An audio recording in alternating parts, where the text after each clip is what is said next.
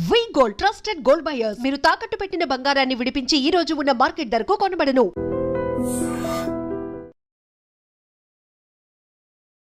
Hi hello నమస్తే, welcome back to iDream media. ఈరోజు మనతో ఉన్నారు 30 ఇయర్స్గా లా ప్రాక్టీస్ చేస్తూ ముఖ్యంగా ఇమ్మిగ్రేషన్ మనకి లాయర్గా ఉన్న రాహుల్ రెడ్డి గారు మనతో ఉన్నారు. ఈ స్టూడెంట్ వీసాకు సంబంధించి ఓపీటీ అండ్ స్టెమ్ ఎక్స్టెన్షన్ గురించి ఈరోజు ఎపిసోడ్లో మాట్లాడబోతున్నారు. మీకు ఏ డౌట్స్ ఉన్నా సరే కామెంట్ సెక్షన్లో మెన్షన్ చేయండి. దానిపై మరిన్ని సిరీస్ ఎపిసోడ్స్ రానున్నాయి. Hi sir. నమస్కారం అండి, బాగున్నారా? బాగున్నాను sir, how are you? Good good. Sir, ముఖ్యంగా స్టూడెంట్ వీసా మీద ఎవరైతే వెళ్తూ ఉంటారో వాళ్ళు ఇనిషియల్ పీరియడ్లో వాళ్ళకి ఓపీటీ మీద ఇచ్చే ఈ టైం పీరియడ్ అనేది ఏ విధంగా ఉంటుందంటారు? లేటెస్ట్గా దాని మీద ఎటువంటి అప్డేట్స్ రానున్నాయంటారు? ఇప్పుడు నార్మల్గా డిగ్రీ చేసేటప్పుడు కానీ బ్యాచిలర్స్ కానీ మాస్టర్స్ చేయగానే మన పిల్లలు ఎక్కువ మంది మాస్టర్స్ పోతుంటారు కాబట్టి మాస్టర్స్ గురించి ఎక్కువ మాట్లాడదాం. మాస్టర్స్ డిగ్రీ అయిపోయిన తర్వాత వాళ్ళకు ఓపీటీ అని 1 year వర్క్ పర్మిట్ ఇస్తారండి. ఆ వర్క్ పర్మిట్ వచ్చినప్పుడు వాళ్ళు కంపల్సరీ వర్క్ చేయాలన్నట్టు. ఓకే. వాళ్ళకు ఒకవేళ జాబ్ రాకపోతే ఆ ఓపీటీ అనేది క్యాన్సిల్ అవుతుంది. వాళ్ళకు ఒక ట్రాకింగ్ సిస్టమ్ ఉంటుంది, సివిస్ ట్రాకింగ్ సిస్టమ్ అని ఉంటుంది అన్నట్టు. ఆ ట్రాకింగ్ సిస్టంలో వాళ్ళు ఇన్ఫామ్ చేయాలి, మీ ఎంప్లాయర్ ఎవరు, ఎక్కడ ఉంటున్నావు నువ్వు, ఇవన్నీ ఇన్ఫామ్ చేయాలన్నట్టు. అయితే ఆ 1 year పీరియడ్లో 90 days అన్ఎంప్లాయ్మెంట్ అలౌడ్ అండి. 90 days వరకు 90 days without employment 90 days unemployment allowed. ఒకవేళ 91 day కనుక వచ్చింది అనుకోండి, ఖతం, సివిల్ సిస్టమ్ నుంచి వన్ కిక్ అవుట్ చేసి పడేస్తారు. అంటే అతను F1 వీసా ఖతమైంది, అక్కడ ఉండటానికి వీల్లేదు, అక్కడ ఓపీటీ అన్నది అతనికి వచ్చిన పర్మిట్ కూడా ఆటోమేటిక్గా క్యాన్సిల్ అయిపోతుంది అన్నట్టు. సో ఈ లోపల ఇతను ఎంప్లాయ్మెంట్ తీసుకోవడం కంపల్సరీ అవుతుందండి. సో ఈ లోపు ఎంప్లాయ్మెంట్ వచ్చింది అనుకుందాము, ఆఫ్టర్ 1 year ఆ ఎంప్లాయ్మెంట్ మీద ఎటువంటి ప్రొసీజర్ ఉంటుంది? స్టెమ్ ఎక్స్టెన్షన్ అనేది కంపల్సరీ చేయించుకోవాలి. అసలు స్టెమ్ ఎక్స్టెన్షన్ ఎందుకు చేయించాలంటే? అయితే ఇప్పుడు నార్మల్గా డిగ్రీస్ అక్కడ 2గా డివైడ్ చేస్తారండి. ఒకటేమో స్టెమ్ డిగ్రీ అంటే నార్మల్గా సైన్స్ కానివ్వండి, తర్వాత ఫిజిక్స్ కానీ, మ్యాథ్స్ కానివ్వండి, తర్వాత కంప్యూటర్ సైన్స్, ఇంజనీరింగ్ డిగ్రీస్, ఇవన్నీ స్టెమ్ డిగ్రీస్ అంటారండి. ఓకే. గవర్నమెంట్ అక్కడ పిల్లల్ని స్టెమ్ డిగ్రీస్ చేయడానికి ప్రమోట్ చేయడానికి ఈ స్టెమ్ ఎక్స్టెన్షన్ ఒకటి పెట్టింది అన్నట్టు. అంటే వీళ్ళకు మాస్టర్స్ డిగ్రీ కంప్లీట్ అయిపోయిన తర్వాత, అంటే కంప్యూటర్ సైన్స్లో మోస్ట్లీ మన వాళ్ళందరూ కంప్యూటర్ సైన్స్లో చేస్తారు కాబట్టి దాని గురించి ఎక్కువ మాట్లాడుకుందాం. సో అందరూ ఫస్ట్ 1 year ఓపీటీ అని వర్క్ పర్మిట్ ఉంటుంది. ఆ వర్క్ పర్మిట్ అయిపోయిన తర్వాత అతనికి జాబ్ ఉంటే ఇంకొక 2 years వర్క్ పర్మిట్ వస్తుందండి. దాన్ని స్టెమ్ ఎక్స్టెన్షన్ అంటారు అన్నట్టు.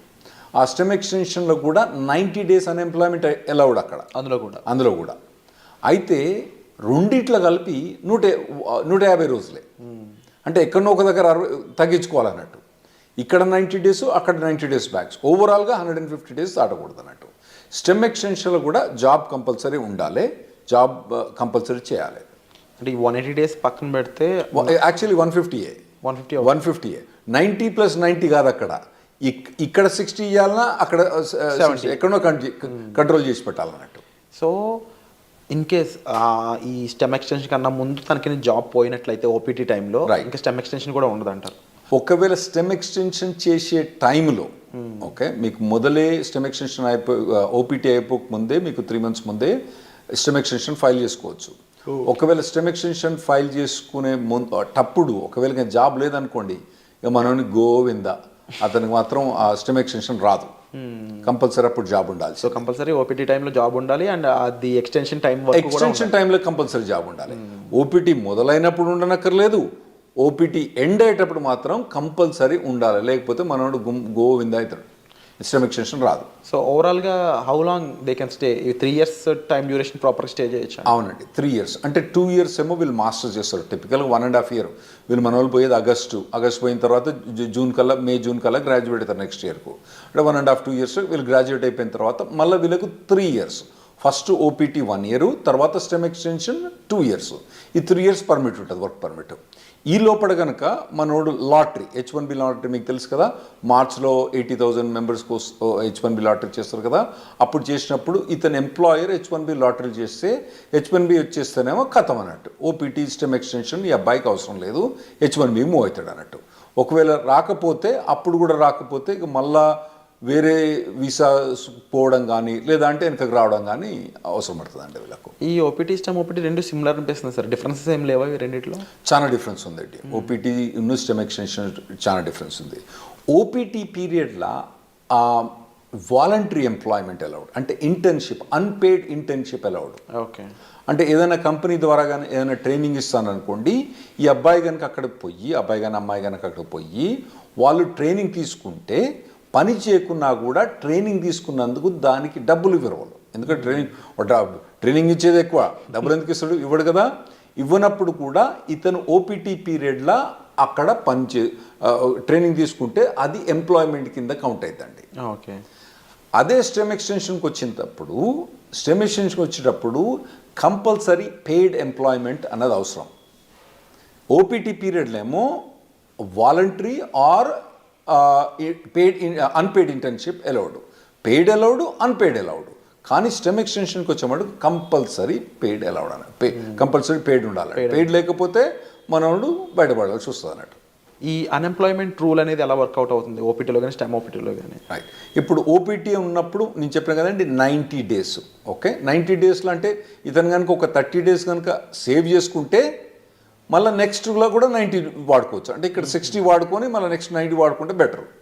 ఓకే, కానీ ఇతనికి 90 days దాకా పర్మిట్ ఉంటుంది అన్నట్టు. సో నార్మల్గా వీళ్ళకి ఇంటర్న్షిప్స్ వస్తాయండి బాగానే. లేకపోయినా కానీ మన చాలా కన్సల్టింగ్ కంపెనీస్ ఏం చేస్తారంటే వీళ్ళని ట్రైనింగ్లో పెడతారు బాగా.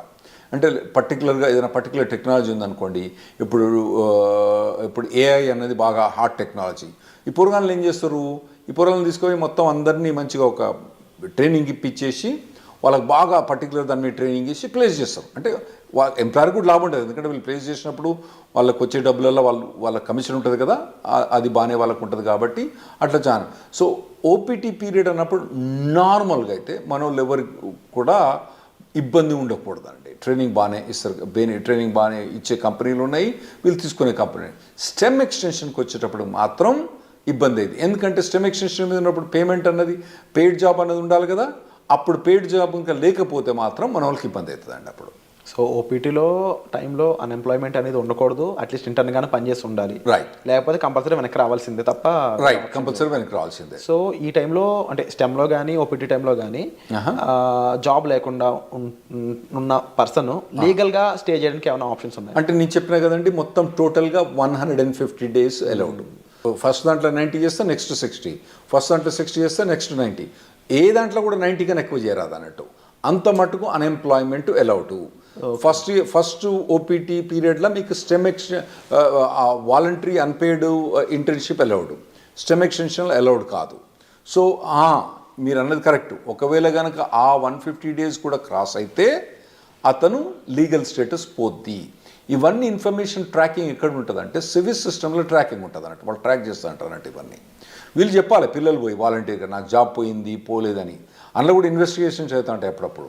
ఒకవేళ మనోడు జాబ్ చేస్తాడనుకోండి, జాబ్ పోయిందనుకోండి, వీడు చెప్పలేదనుకోండి, దెన్ అతనికి ప్రాబ్లం రావచ్చు. ఇంకోటి ఏంటంటే కంపెనీ కూడా ఇన్ఫార్మ్ చేస్తుంది కాలేజ్కు, అరే నాయన మా దగ్గర పనిచేస్తాడు కానీ ఇప్పుడు వీడు మా దగ్గర లేడు అని చెప్పి వాళ్ళు కంపెనీకి ఇన్ఫార్మ్ చేస్తారు, మన యూనివర్సిటీకి ఇన్ఫార్మ్ చేస్తే వీళ్ళని టర్మినేట్ అయిపోతారు అన్నట్టు.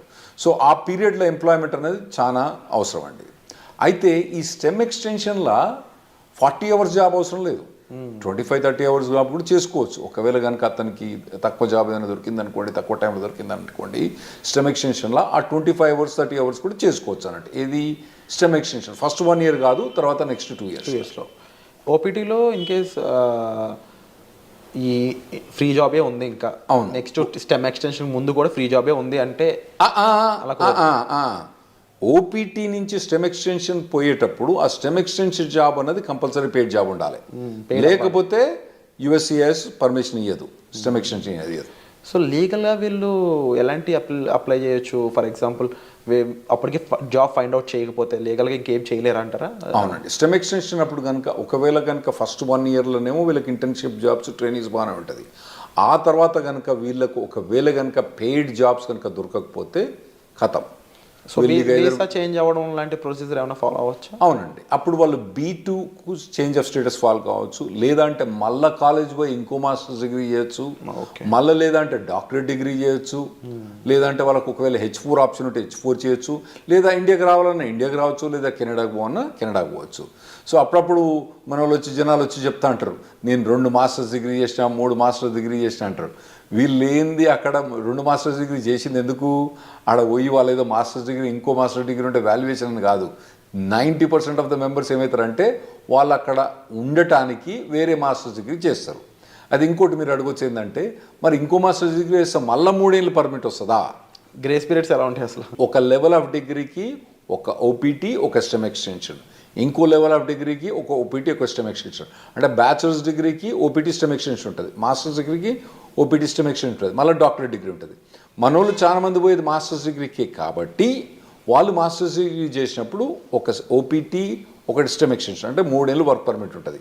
ఈ లోపల కనుక వాళ్ళకు జాబ్ పోతే వాళ్ళు మళ్ళీ వేరే మాస్టర్స్ జాయిన్ అయ్యి మళ్ళీ మాస్టర్స్ తీసుకుంటే మళ్ళీ ఓపీటీ అన్నది రాదు. ఓవరాల్గా మాస్టర్స్ అనే దానికి ఒకే ఓపీటీ, ఒకటే మళ్ళీ మాస్టర్ చేసి ప్రతిసారి మాస్టర్ చేసినప్పుడు ఓపీటీ మళ్ళీ అది వస్తుందా? రాదు. అండ్ ఇన్ కేస్ జాబ్ వచ్చాక జాబ్ ఛాలెంజెస్ అనేవి ఏ విధంగా ఉంటాయి వీళ్ళకి? ఉంటాయండి, జాబ్ ఛాలెంజెస్ బాగా టఫ్గా ఉంటాయి. ఎందుకంటే వీళ్ళు నార్మల్గా కన్సల్టింగ్ కంపెనీ ద్వారా పోతారు కాబట్టి వీళ్ళకి జాబ్ డ్యూటీస్ హెవీగా ఉంటాయి, జాబ్ ఛాలెంజెస్ ఉంటాయి. నేను నార్మల్గా స్టూడెంట్స్కి ఏం చెప్తా అంటే, ఇక్కడ మీరు ఇంజనీరింగ్ చేసేటప్పుడు, ఇండియాలో ఇంజనీరింగ్ చేసేటప్పుడు మీరు ఇంటర్న్షిప్స్ చేయండి.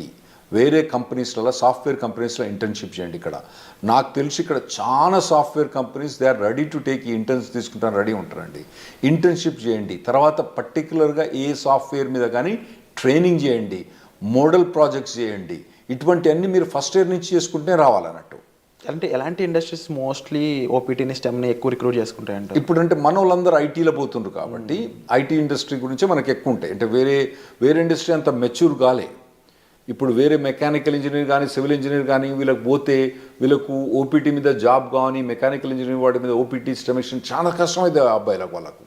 అదే ఐటీలో పోయిన వాళ్ళకి ఏంటంటే వీళ్ళకి ఒక పాత్వే ఉన్నది ఆల్రెడీ. చాలా మట్టుకు జాబ్ ఆపర్చునిటీస్ బాగానే ఉన్నాయి. కాకపోతే మన పిల్లలు ఏం చేయాలంటే మొదటి నుంచే వీళ్ళు ట్రైన్ కావాలి. ఏదైనా పర్టికులర్ టెక్నాలజీ ఎంచుకొని వీళ్ళు ఫస్ట్ ఇయర్ బ్యాచిలర్స్ డిగ్రీ కానీ, సెకండ్ ఇయర్ బ్యాచిలర్స్ డిగ్రీ కానించి అప్పటి నుంచి ఏదైనా టెక్నాలజీ ఎంచుకొని పోవాలి. తర్వాత ఏంటంటే మధ్యలో టెక్నాలజీ చేంజ్ అయింది అనుకోండి, చేంజ్ కావాలి దానికి టెక్నాలజీ. ఎందుకంటే టెక్నాలజీ ఎంత ఫాస్ట్గా చేంజ్ అవుతుందంటే, ఆర్టిఫిషియల్ ఇంటెలిజెన్స్ ఏంటంటే 3 ఏళ్ళ కింద దాని పేరేం లేదు, నవిడియా పేరేం లేదు. ఇప్పుడు అది number 1 company in the world అయిపోయింది. సో అట్లా టెక్నాలజీస్ అన్ని ఇప్పుడు అందరూ ఎవ్వరు కూడా ఆర్టిఫిషియల్ ఇంటెలిజెన్స్ అంటున్నారు అన్నట్టు. అది కొందరు కొన్ని కంపెనీస్ పనిచేసేవాళ్ళు చెప్తారు, మాకు అసలు ఆర్టిఫిషియల్ ఇంటెలిజెన్స్ అవసరం లేదు, కానీ మా కంపెనీలో ఎందుకు హైర్ చేస్తున్నారో లేదు, వాడు రెజ్యూమ్ మీద ఆర్టిఫిషియల్ ఇంటెలిజెన్స్ బెటర్, వానికి ఒక ఏదైనా కోర్సు కానీ, ఏదన్నా ఒక 5 months ఎంప్లాయ్మెంట్ కానీ, ఇంటర్న్షిప్ కానీ ఉంటే తీసేసుకుంటారు మా దగ్గర అని చెప్తాను వాళ్ళు. సో అటువంటి హాట్ టెక్నాలజీస్ ఉన్న వాళ్ళు వీళ్ళు చూస్ చేసుకోవడం బెటర్. కాకపోతే కొద్దిగా మొదటి నుంచి కూడా ఒకవేళ, ఎందుకంటే ఇప్పుడు ఏఐ అంటున్నారు, అంతకుముందు డేటా సైన్స్ అన్నారు, రేపు ఇంకోటి అంటారు. సో ఇటువంటి ఏ ఒక్క టెక్నాలజీ కూడా ఒక పర్సన్ ట్రైన్ అయితే ఆ టెక్నాలజీ మారినప్పుడు ఈజీగానే అడాప్ట్ అయిపోతారు. నువ్వు ఉట్టిగానే కూర్చొని 4 ఏళ్ళు ఏం పని చేయకుండా, ఆ తర్వాత నువ్వు మాస్టర్స్ డిగ్రీ చేసేటప్పుడు కూడా ఏం ట్రైనింగ్ తీసుకోకుండా చక్కగా నువ్వు పోయి మాస్టర్ డిగ్రీ అయిపోయిన తర్వాత నువ్వు ఓపీటీకి పర్మిషన్ ఇచ్చి ఆడ పోయి జాబ్ ఏమంటే అప్పుడు కష్టమైంది. ఇప్పటి నుంచి మీరు బిల్డప్ చేసుకుంటూ పోవాలన్నట్టు. ఇవి చాలా కాంపిటేటివ్గా ఉంటాయి ఓపీటీ స్టెమ్లో కూడా. అట్ ది సేమ్ టైం మీరు ఈ డౌన్ టర్న్స్, ముఖ్యంగా లే ఆఫ్స్ కానీ అవి ఎంత ఇంపాక్ట్ చేస్తాయంటారు ఓపీటీ వాళ్ళని? బాగుంటాయి, ఓపీటీ మీద ఇంపాక్ట్ బాగుంటుంది. ఫస్ట్ ఒకటి మీరు అర్థం చేసుకోవాలి, శాలరీస్ ఎట్లున్నాయి వీళ్ళవి. యుఎస్ శాలరీస్ 80 లక్షలు 90 లక్షలు. ఏది ఓపీటీ స్టెమ్ ఎక్స్టెన్షన్ కూడా 80 లక్షలు 90 లక్షల నుంచి మొదలైతే వాళ్ళకి శాలరీస్. సో మనకి ఇక్కడ ఇండియాలో ఏంది, మీరు పెద్ద పెద్ద కంపెనీలు పోయినా అనుకోండి, అది వెరీ సర్ప్రైజ్. గూగుల్ అటువంటి కంపెనీస్లలో, అంటే నేను పర్టికులర్ గూగుల్ అని చెప్పాను, వేరే కంపెనీస్లో శాలరీ చూస్తే వాళ్ళకి ఏంది నెలకు 30,000, నెలకు 25,000, అంటే దాదాపుగా 4 లక్షలు 5 లక్షల ప్యాకేజ్ కూడా మా ఎక్కువ ఇక్కడ.